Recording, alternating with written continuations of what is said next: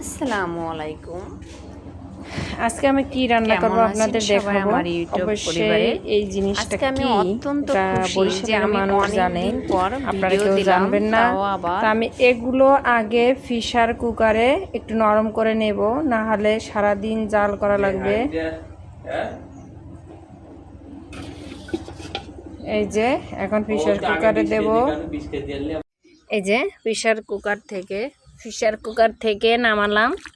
নামানোর পরে তাকে আবার ভালোভাবে ধুয়ে নেব, যাতে গার বিজলাটা না পড়ে। এই যে যারা বরিশালের মানুষ খায় তারা অবশ্যই চেনে। অবশ্যই আমি এখন নামটা বলবো না, পরে নামটা বলবো। যে আমি এখন ভালোভাবে ধুয়ে নিচ্ছি, সেদ্ধ করছি আমি। এই যে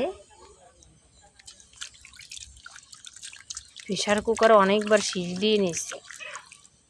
যে এখন আমি এই যে পানি ঝরানো যে দেবো, বিজলে বের হচ্ছে না।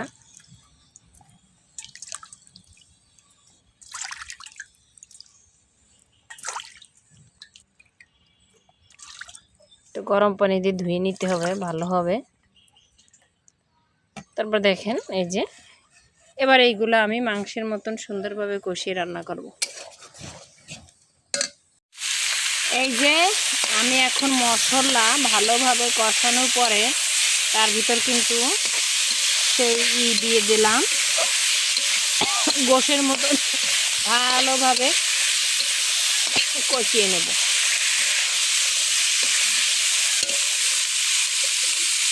এই যে আমরা ফাইনালি নামিয়ে ফেললাম। এই যে গামা গামা ঝোল থাকবে না।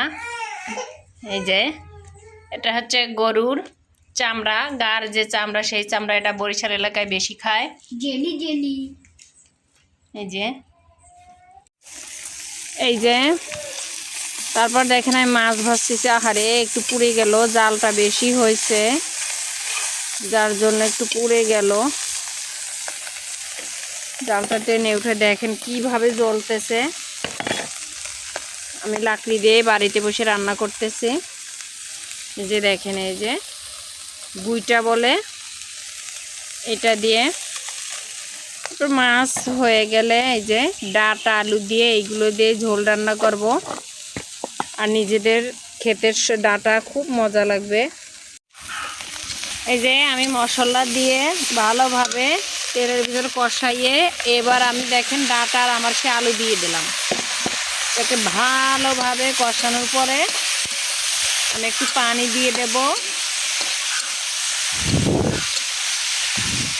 পানি দিয়ে ভালোভাবে কষানো হয়ে গেলে তারপরে আমি ঝোলের পানি দেবো। আপাতত আগে আমি ভালোভাবে কষিয়ে নেব।